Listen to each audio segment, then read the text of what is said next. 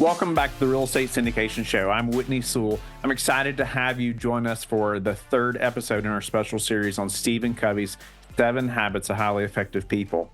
If you've been with us from the start, and I apologize for some delay between some segments here, but you'll remember that we kick things off with Habit 1, Be Proactive, where we discuss taking control of our lives and responses.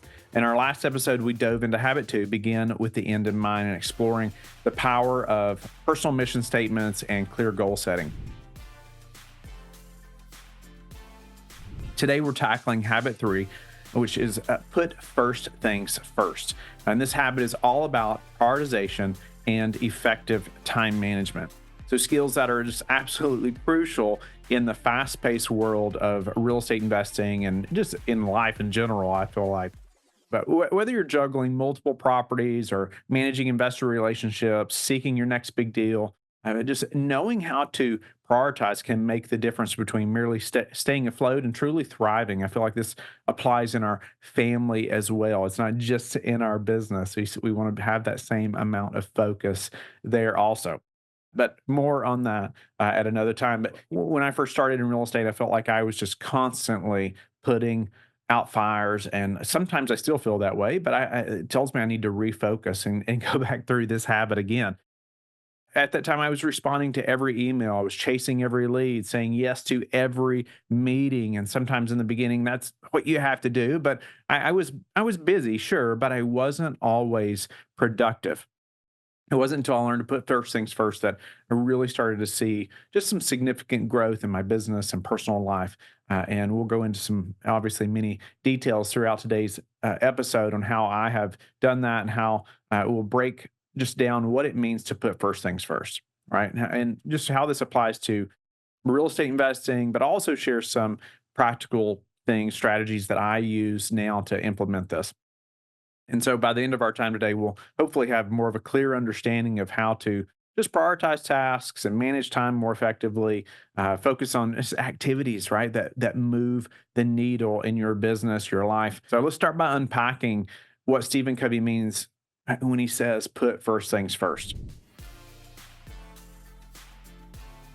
That may sound simple, but at its core, this habit, it's about prioritization and effective time management. It's the practical fulfillment of the first 2 habits we've discussed.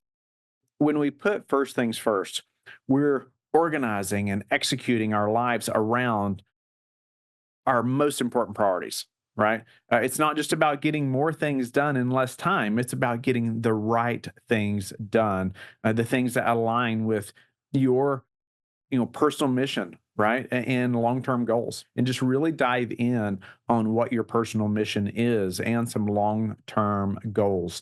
But again, we're going to go into things, some practical helps today or tips on how you can do that. So Covey describes this habit as the exercise of independent will toward becoming principle-centered. But in other words, it's about having the discipline to prioritize our most important tasks, even when it's difficult or when we face just pressure to do other things. In the context of real estate investing, putting first things first might mean prioritizing activities that directly contribute to, say, your portfolio growth or investor relationships, which is so important in our business. And rather than getting caught up in less impactful tasks that might seem urgent but don't move the needle in your business. So remember, being busy is not the same as being effective. Putting first things first is about focusing on what truly matters, both in your personal life and in your business or real estate endeavor. So it's about making a conscious choice to spend your time on high impact activities that align with your goals and values. So the time management matrix that Covey lays out, I want to dive into that, and I'm going to try to explain it in case you're just listening in a way that makes sense to you. But it's just a key tool that he introduces that helps you to put first things first. And so this concept just helps categorize our activities based on urgency and importance. And so picture a square divided into 4 quadrants. The vertical axis represents importance, and the horizontal axis represents urgency. Okay. So this gives us 4 categories of activities. And I feel like it's similar to other books I've read about time management and prioritization, but this is very helpful. Either way, I encourage you to go through exercise of writing down what you do every day. This is going to help you in so many ways. And as we get towards delegation and handing those things off, and even what fulfills your cup the most personally, but what that top 20% is of the 80/20 principle, a lot of us have heard about. This quadrant's going to help you to do that, even I feel like even in a more purposeful way. So quadrant one is both urgent and important. These are crises, right? Or pressing problems. In real estate, this might be a major repair at one of your properties or a time sensitive deal that needs immediate attention. Okay. Where quadrant two is important, but not urgent. And this is where the magic happens, right? This is where you want to spend the most of your time. These activities contribute to your long-term success. Let's say strategic planning, relationship building, personal development. In our world, this could be, say, researching new markets, even, or nurturing, investor relationships that are very important. Quadrant three is urgent, but not important. These are often interruptions or activities that seem pressing but don't contribute much to your goals. Think of constant emails or unproductive meetings. So finally, quadrant four is neither urgent nor important. These are just time wasters and they should be minimized or just eliminated as fast as possible once you realize these things. So again, writing these things down in the beginning is going to be very helpful. Even if you're not putting them in a quadrant yet or in a specific box like this, eventually you should do that. Maybe at the end of the day, you could start putting these tasks in these boxes and thinking about it that way. It's going to help you so much to see where you're spending your time. So just right and understanding just where these activities fall in this matrix, I mean, it is a game changer for your productivity and eventually your success. The goal is to minimize right time spent in quadrants three and four, and then to manage quadrant one and maximize your focus in quadrant two. So balancing short-term demands with your long-term goals. One of the biggest challenges we face as real estate investors, and I feel like in almost any business or endeavor, even at home, is balancing those short term demands with our long term goals. Right? It's easy to get just caught up in the day to day operations and lose sight of the bigger picture. I mean, that just applies to every aspect of our life. But putting first things first is about just striking that delicate balance. It's recognizing while we need to address immediate concerns, we can't let them consume all our time and energy and just at the expense of our long term vision. So, again, do you know what your long term vision is? Have you written that down? I encourage you to spend some time thinking about that and just getting really detailed there. But think about it this way: if you spend all your time just managing current properties or dealing with tenant issues, when will you find the time to expand your portfolio or connect with your investors? So important. The key is to carve out dedicated time for those quadrant two activities we talked about earlier. These are activities that move you toward your long term goals, but often get pushed aside because they don't feel urgent. I'm guilty of this, and I'm always having to, look at my calendar every week and think through this and even push my assistant to push me in these ways. But for instance, you might block out a few hours each week for strategic planning or market research, or maybe you schedule regular time for networking and relationship building. These activities might not have an immediate payoff, but they're crucial for your long term success in real estate and really in any business. So remember, every yes to a short term demand is a no to something else. By consciously prioritizing activities and just that align with your long term goals, you're ensuring that your daily actions are moving you in the right direction. It's not about ignoring short term demands entirely. They're often important and necessary. It's about finding a way to address them efficiently so they don't monopolize all your time and energy. This might involve delegation, systemizing everything you possibly can, or simply being more discerning about what truly requires your immediate attention. You may have to give attention to lots of different things, but may not be immediately emergencies, right? All the time. It's probably not an emergency. It may not require immediate attention. One of the most effective ways to put first things first is through time blocking. This technique involves just dedicating specific blocks of time to particular tasks or types of work. And here's how I do this. So start by identifying your most important activities, right? It's going to go back to what I said about, even writing down what you do to some degree, but then thinking, having those long-term goals laid out. But these are quadrant two tasks, right? We talked about earlier. It might include that market research or investor outreach or strategic planning. And now block out time in your calendar specifically for those activities. For example, you might block out, say, 9 a.m. to 11 a.m. every Monday for market analysis, or 2 p.m. to 4 p.m. Each Wednesday for investor relations. The key is to treat these blocks as just non negotiable appointments with yourself. Remember, your assistant and your team need to know that these are non negotiable appointments, also. It's very important. If you don't have an assistant, you need one, by the way. We've done a bunch of shows on that, and I'm happy to talk more about how we have done that. But you need one. It's easier now than it's ever been. Don't forget to time block for potential emergencies or unexpected issues. So this buffer can help you manage, say, the quadrant one tasks without just derailing your entire schedule. Also, by knowing this time is there, you won't be tempted to work on these items during other block time. You're going to know there's time for that, right? But time blocking also helps just with context switching. So, meaning instead of constantly jumping between different tasks or types of tasks, right? You're able to focus deeply on one area at a time, increasing your efficiency and effectiveness. This helps me a ton when I can commit a few hours at a time to one specific task. Here's an example. I recently did this with building another marketing team for LifeBridge and my and just my personal brands as well. So I was able to lay out specific hires I needed to make and the order we would hire them, what they would be doing, create job descriptions, and then this is the best part, task my assistant with the hiring process. And so then she can go and run with that. And she knows exactly what needs to be done. She knows how to filter through candidates. And I have laid that out, how I want that to be done. And then she knows when I need to be involved. Right. And so now she's equipped to run that process. And we've hired the first two people and just in the last few weeks. And then I'm not even in that process at all until it's time to conduct interviews. And so, unless she has a question or something like that, of course, but that happens during meetings that we have scheduled as well. And so, the goal isn't to schedule, say, every minute of your day.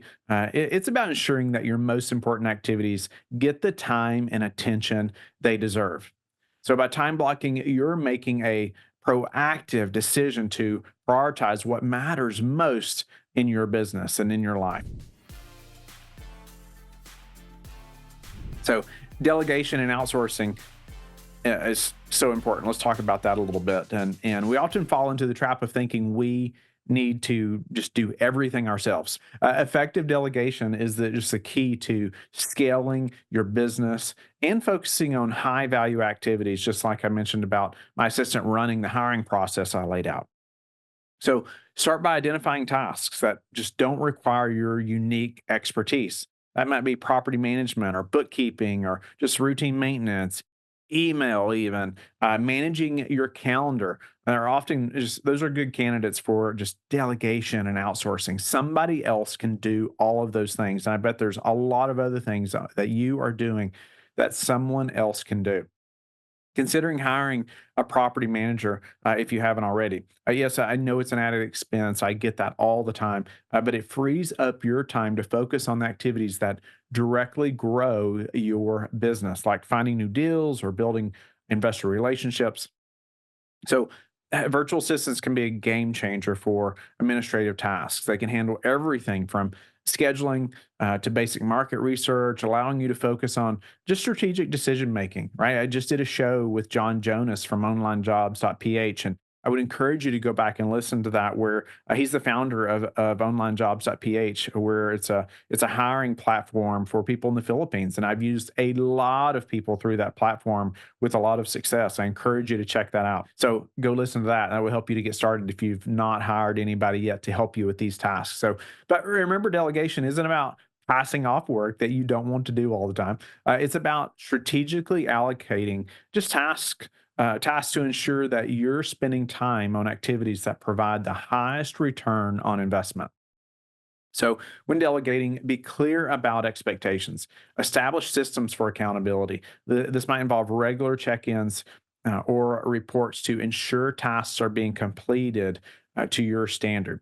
So, effective delegation not only frees up your time, but also empowers your team and helps you to build just a more scalable, efficient operation. It's crucial just in putting first things first, right? And focusing on what truly matters in your business. I just onboarded someone else in that media team that I was talking about, and right away I have a list of things that I know I want to cover right up front with this person and set some very clear expectations, right? And so I want them to know, things about like who they're going to be communicating with, how they're going to communicate with, how often they should communicate with, how they turn around things tasks, depending on what that is. I mean, talk about specific tasks they're going to be doing, right? Or maybe what success looks like the first week or the first 2 weeks or the first month. Go ahead and lay that out so they know where we're going. Be sure and answer, any questions that they have as well. Talk about how they're going to be paid, when they're going to be paid, how we do that. We also have a chart that they fill out on a daily basis. And so I have a few different brands that say a media team is working for. Well, I need to know how much time they're spending on each brand. That also makes them write down the hours time and time spent on each brand as well. But also ask, there's like 3 questions, like what did they complete today? Where are they having problems? How do they need help? Some things like that that they fill out on a daily basis. And so there's some tracking there, right? It's some accountability. Guess what? My assistant is following those things, and then I may follow up with on those sheets on a every couple weeks or so. Or if there's a problem, she'll let me know. But even that is delegated. Somebody else can do that. But there's a system for that. Now let's talk about your weekly routine. Let's or planning routine a little bit. One of the most powerful ways to put first things first is to establish just a consistent weekly planning routine. This often helps me. I'll do it. Be thinking about this even on a Sunday afternoon, but typically it'll go over into Monday morning where I'm looking at my calendar and I'm journaling, I'm writing things down. But this allows me to just take a step back from the day-to-day grind, right? And ensure I'm aligning my actions with some long-term goals. So, set this time aside, right? Like I said, Sunday evening or Monday morning, and just have this planning session. It doesn't take me very long, but it just plays a crucial role. I'm looking back to that throughout the week as well to see, hey, ensuring what I'm doing right now is still focused on these. So, reviewing those long-term goals or your mission statement is going to help you in a big way.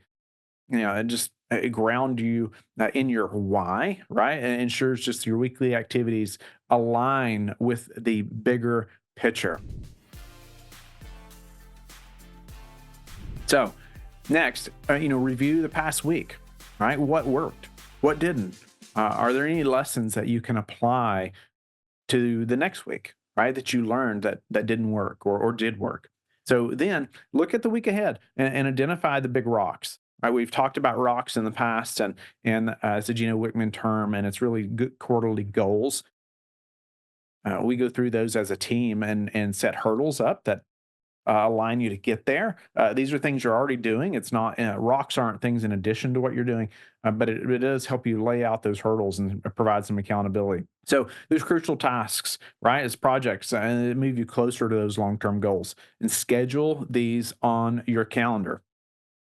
So after that, plan for your recurring tasks and appointments. It might include investor meetings or checking in with specific team members. And finally, leave some buffer time for unexpected issues. I've not always been great at that, but I've found that if I know that time is there, it helps me to for things to not interrupt other very important times that I have segmented for higher level activities. we know things don't always go according to plan, right? If you've been in real estate any amount of time, you know that. So during this planning session, it's also a good time to review just your delegated tasks, right? There are are there any check-ins or follow-ups you need to do with your team?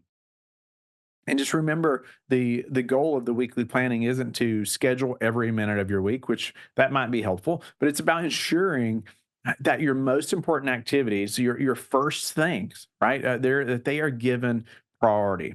And by consistently engaging in this just weekly planning routine, you'll find yourself becoming more proactive rather than reactive in your business and just in your life in general. As we wrap up, with habit three, we should put first things first. I'd also like to leave you with a verse in Proverbs 16:3. Commit your work to the Lord, and your plans will be established. So, this verse reminds us that when we align our priorities with our values and commit our efforts to what matters most from an eternal perspective, God Himself will establish our plans for true success.